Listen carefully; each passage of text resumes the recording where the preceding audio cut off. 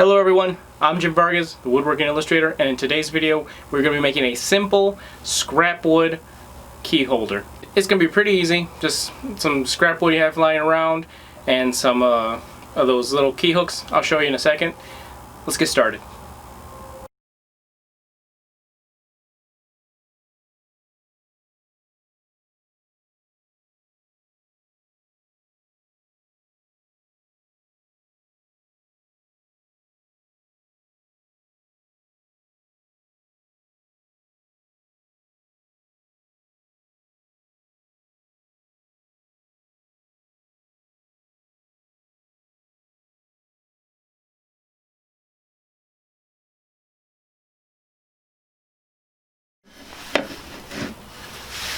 Once you have all your hooks in, it should look something like this. There you have it. Quick and easy. All you have to do now is screw, if you have a drill, screw in some holes all the way through the wood and put 2 screws on either end to put it into your wall. If you're doing it directly into the wood, just use make sure you get the right length screws to put in. Or if you're putting it to drywall, make sure you use screws and anchors. So that's it. Why aren't you making this already? I'm kidding. This is not the one you guys came for to see. But if you are looking for a really cheap alternative of making a key hook, this is probably the simplest version you can make. Just some cup hooks and a piece of scrap wood and some screws, and that's it. So let's get started on the real one. Okay, so the way I'm going to make this is by using various pieces of scrap oak that I have. I believe most of it is oaked. It's been a while. Some of these pieces were donated to me. So like this piece, for instance, I'm not sure if it's oak. It looks pretty aged by now. It seems to have the same sort of patterning as oak. I think probably after I would give it a sanding, it would show up looking more like oak. Anyway, the other pieces of oak that I have don't match anyway because they're different buys, and so this one has a grayish tone. This one looks more of a reddish. But yeah, I'm gonna use whatever oak scraps I have. The dimensions could probably be altered to be thinner or thicker on the parts that way I'm gonna assemble it. It doesn't really matter, but for the measurements that I'm gonna jot down here are gonna be specific to mine, because of the thicknesses of the boards I'm using. So if you're going to make something similar like the design that I'm going with, your measures might have to be tweaked a little bit because depending on the thickness of the scrap wood that you're using. So just keep that in mind. Move this to the side.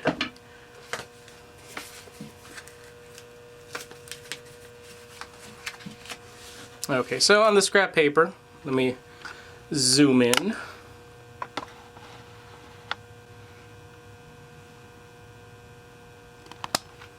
Okay, so basically what I'm trying to do is combine a type of key holder, a pretty simple one, but also add on top of it a mail / magazine holder, because I get a lot of various things in the mail, letters and bills, but also get some woodworking magazines.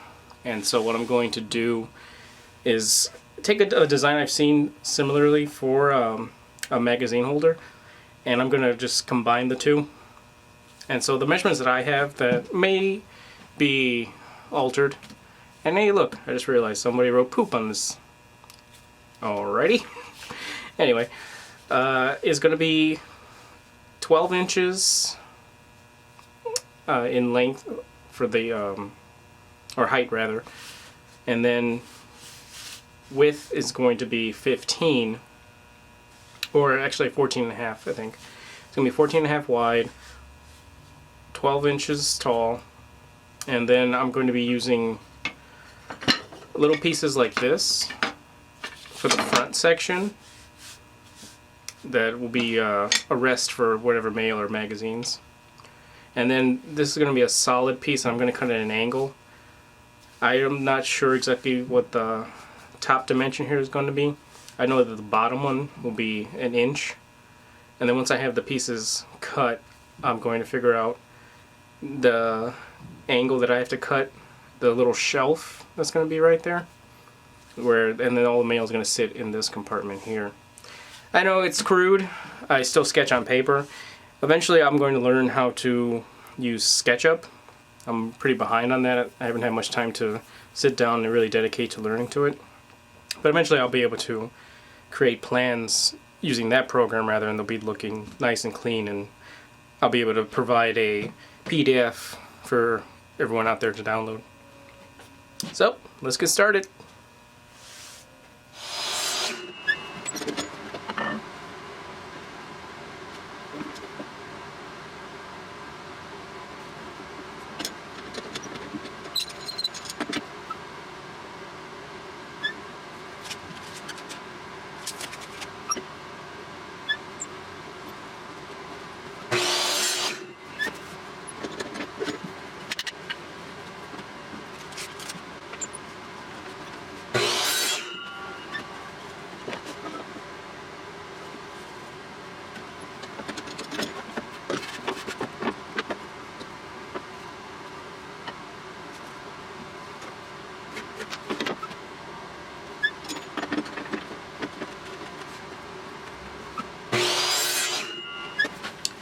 Alright, so these are the first few cuts that I've made. I cut the key holder portion, or where the key little cups are going to go, cup hooks, whatever.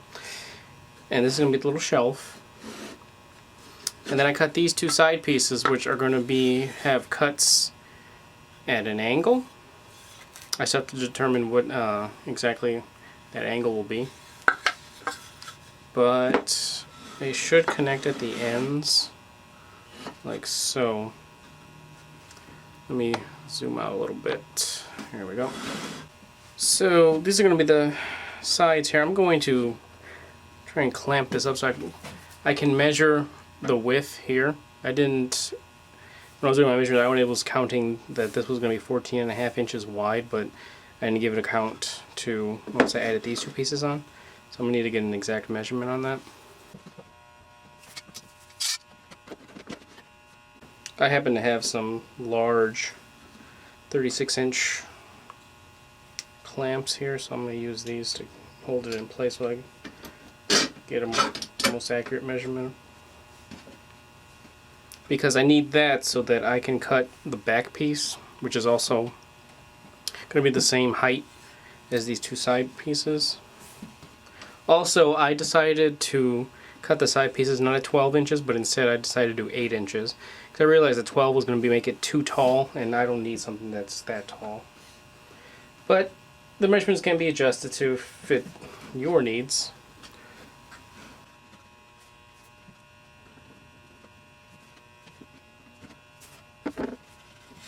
Alright, this is nice and tight, so now I can measure here and see what the back piece, the width of it has to be. And it looks like in my case it's going to have to be 15 5/8 inch wide. So now I know that the backing board that I'm going to use has to be that. So I'm going to use for the backing board is this extra piece I had of a type of birch. It happens to look really similar to the oak that I have, but I figure it should do just nicely. And since this part is going to be against the wall, you're not going to be able to tell that it's plywood. So it should hopefully be able to take a nice finish, and I think it'll match closely to the oak that I'm using for the other pieces. If not, it's fine. I mean, this is after all a scrapwood project, so you can't expect it to just look perfectly uniform. And besides that, where's the fun in that? Also, while I have this clamped up, what I'm going to do is try and figure out the angle at which I need to cut these side walls up with. So how I'm going to do that is I'm going to take a pencil and just make a mark here so I know this is where the shelf is going to rest. Trace its profile.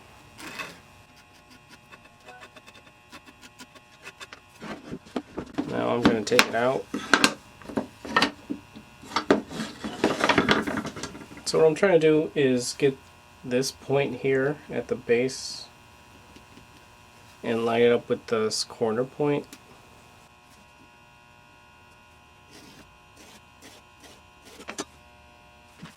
So now I know right here, let me zoom in on it.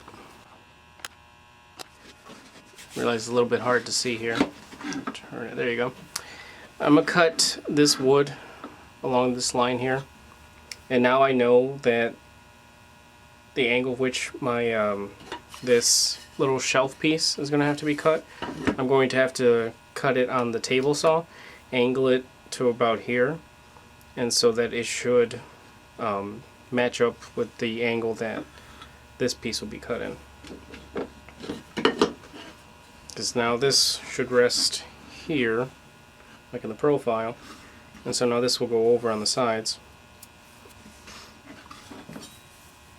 What I'm going to do right now is tape together tightly the two side pieces and then cut them both at once. That way that I know that they'll be both cut the proper way, or the exact same angle at the same time. So I won't have any guesswork with that.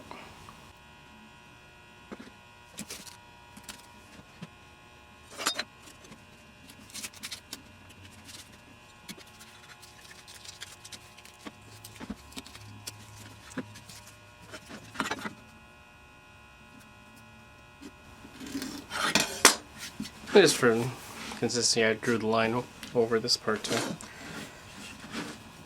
So now this is ready to be cut. So the way I figured out the angle I need to set my blade, I put the little sketch here that I have and angled the blade to match it.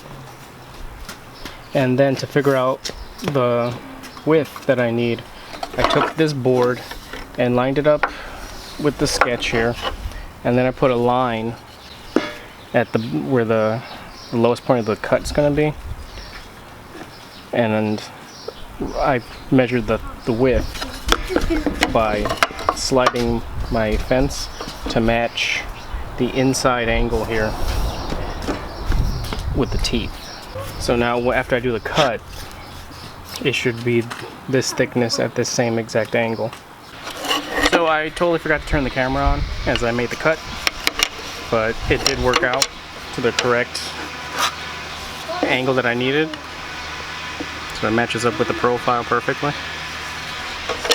Next time I'll make sure to hit record. So what I'm going to do now is cut the backboard of the magazine rack section. I found a little happy accident, and I'll show in a second, is that this board is already the width that I needed for it. So I won't have to be cutting two of these boards together and gluing them.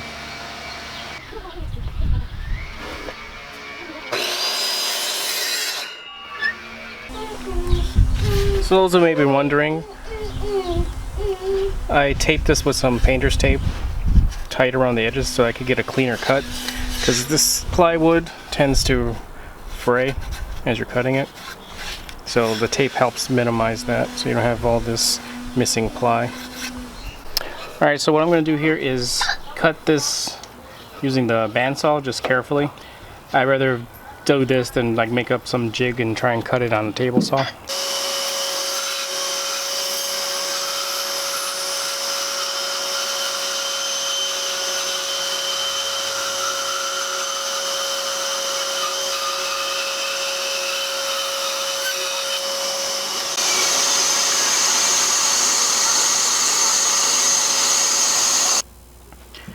So here goes all the outer pieces all lined up. I haven't glued anything yet. I decided what I'm going to do is just glue, use wood glue, and not use any nails or screws. So as you can see here right now, they're all loose. I decided that it'd be best to use my band clamp, and I believe I should be able to get everything all nice and even as if this was a picture frame. So next up, I'm going to glue all these 5 segments together.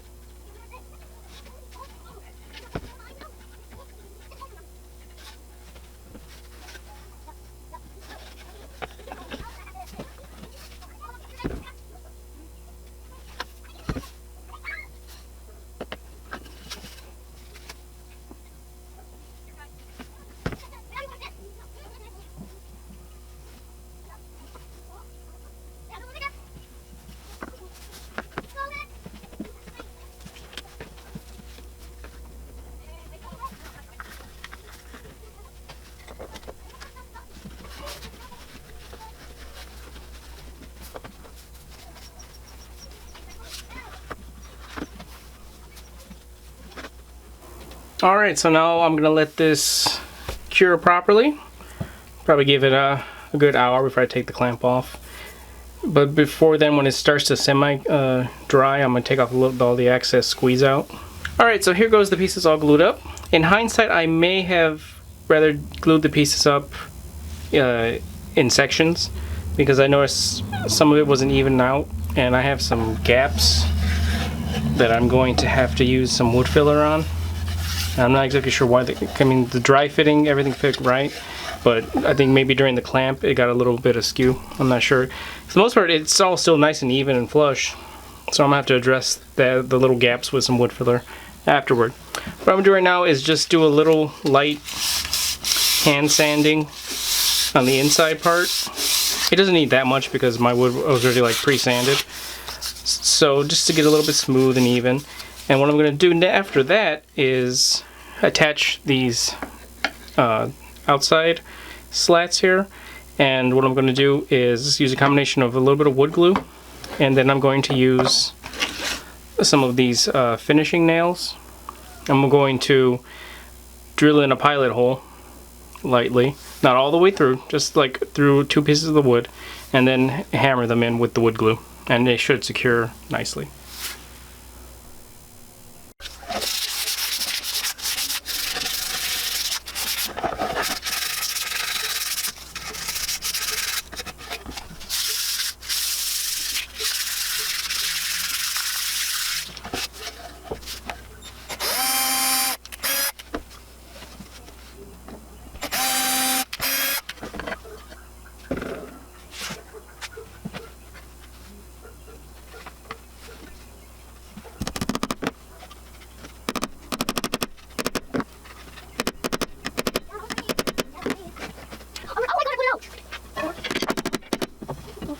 What I'm going to do for this lower one is I want to kind of create a second ledge. I kind of want this piece to show. So rather than just overlapping it, I'm going to have it sit a little bit on it and make like a little staircase.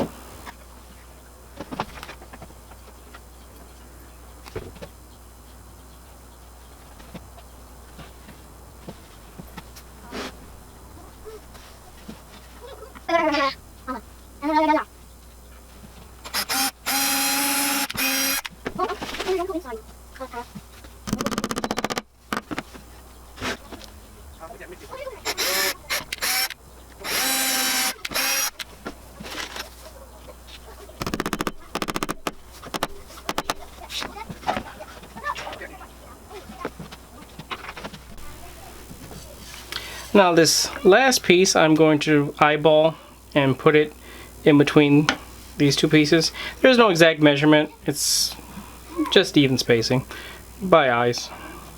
But if you want to be particular, you could make spacers for it or measure it out to be exact. Okay, so there it is. All the front slats are securely in place. Next I'm going to sand the outside, and then I'm going to measure out where I'm going to put the key hooks in. So what I'm going to do next, before I sand the outside, is add some wood filler to these gaps that I have in the back. As I said before, I probably in hindsight would have did the pieces in pairs or so. I'm not so sure if it had to do something with the clamping or something got loose, because the dry fitting, everything fits snug and there were no gaps. So I probably need to pay a little bit more attention to that. But luckily there's wood filler and other ways that you can fill up the mistakes.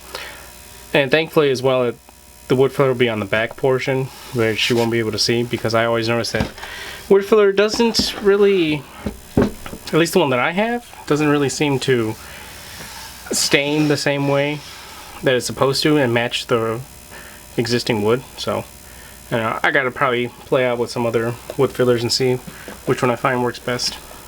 But anyway, I'm rambling. Let's get to filling this back portion.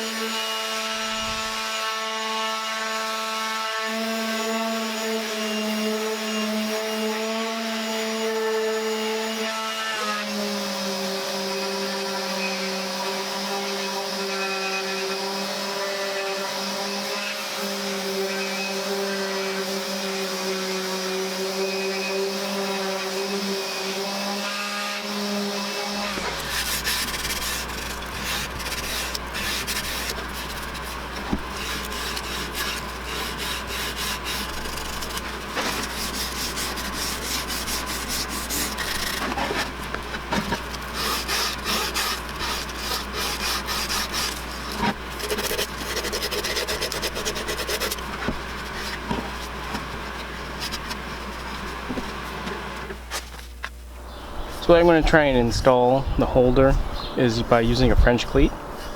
This is honestly the first time I've ever tried to install something using a French cleat, so I'm hoping it'll work out. I think it'll be fun to try out. I already have my blade locked in at 45 degrees, and I'm going to make that cut.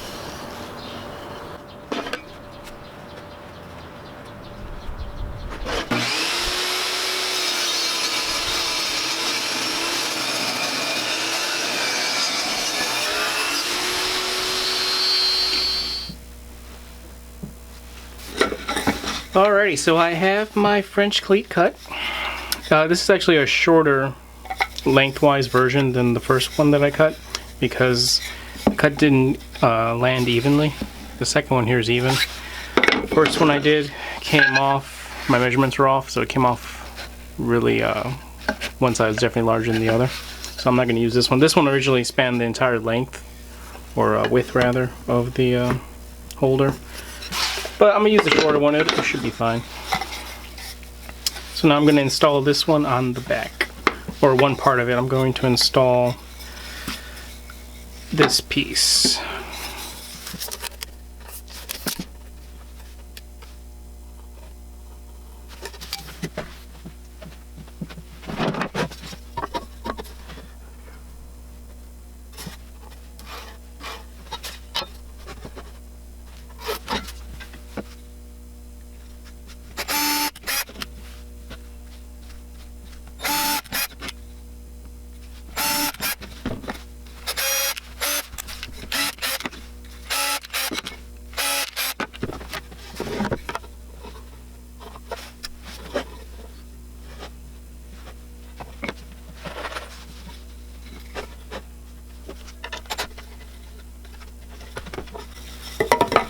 This part can be a little bit tricky.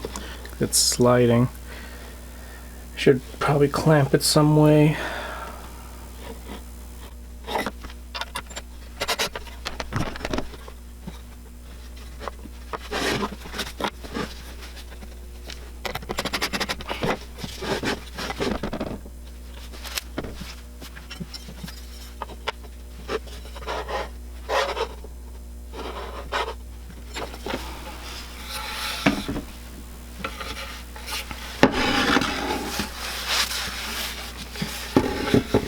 Alright, so here goes this installed. I found, in my case, using the other cut board that I knew was flush with the sides, helped me keep this board that was moving around even. Again, I'm sure there's probably some better way to figure that out, and I will figure it out eventually. This is my first time doing this.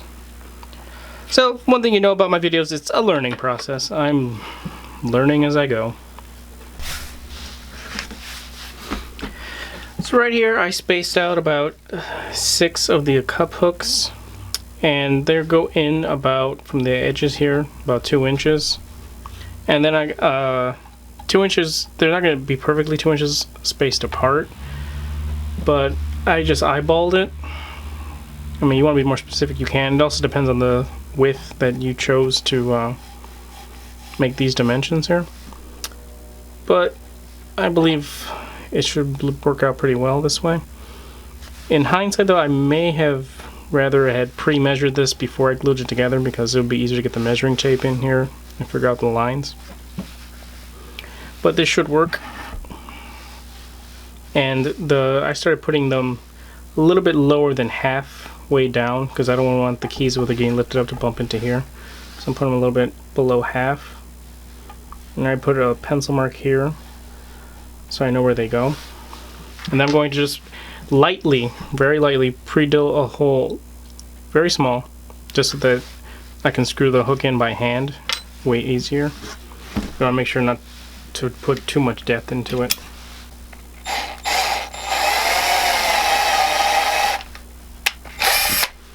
I'm just going to try out one and screw in, just make the holes, because I'm going to add the finishes to this. Yeah, but they should be like that. So now I'm just going to pre-drill the rest of the holes and then add the pre-stain and stain.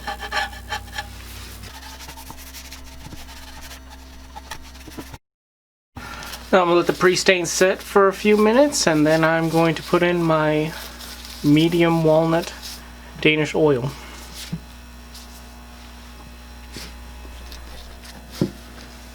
You really don't have to add more to the oak. It already has a really nice wet finish, but I just like adding just a little bit more tone.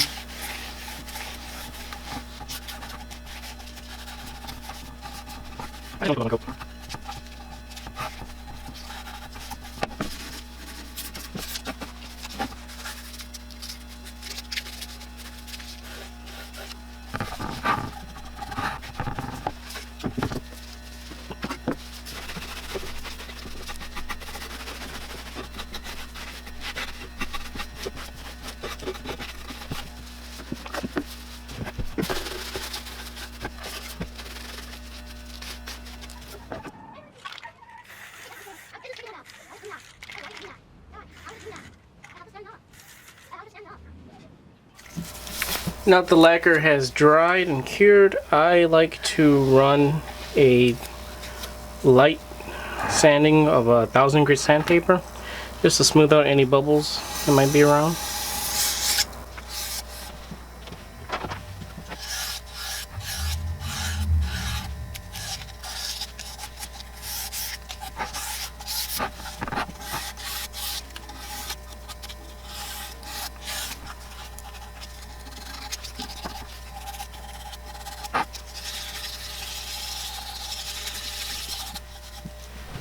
Now I'm going to reinstall all of the cut books.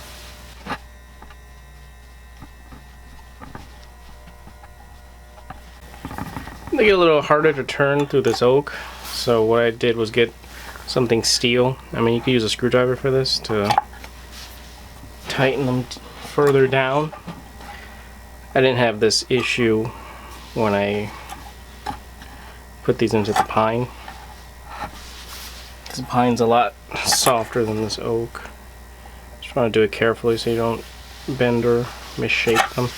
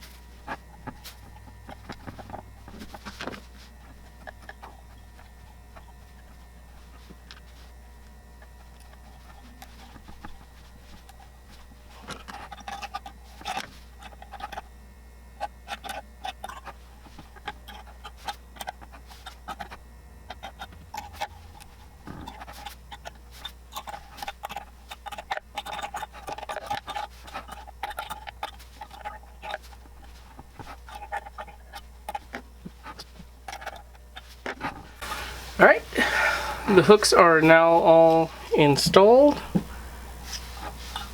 exactly where I want them, and this is complete. Just some notes of it, if you're making one of these on yourself, using a French cleat isn't the only way to make this. I mean, the reason I did it was because I was reading about French cleats and watching videos about them, and I realized that I never made one and I wanted to, so I decided to use it for this. Chances are that most likely wherever you would install one of these is probably going to be a more permanent place, so you don't need to be able to lift it on and off.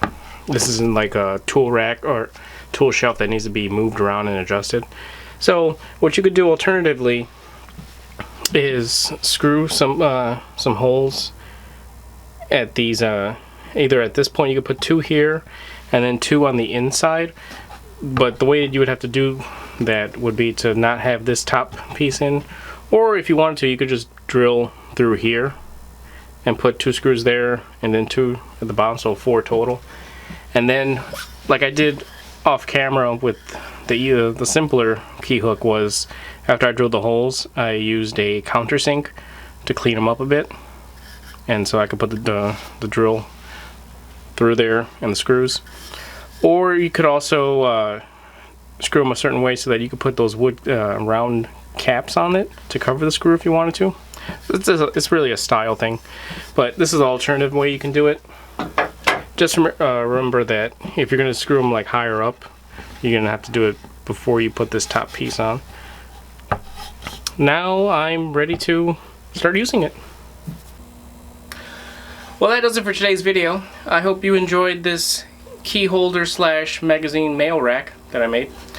It was pretty fun to do. Like I said, it's nothing too complicated. You can do it with some scrap wood. You don't have to, though. You can use more quality wood if you like, or any sort of wood really. And also, in hindsight, what I would have done differently with this project is probably have used a thicker board for the back wall and the sides. Instead, I used a much thinner oak that I had, and then I used some birch plywood in the back. Just for my personal taste, I would have liked it to be as thick as the board that I have at the bottom here. So, all in all, I'm still pretty pleased with the way the project came out, and that's it. Hope you enjoyed. Like, subscribe, comment, all that good stuff, and I'll catch you next time. Cheers.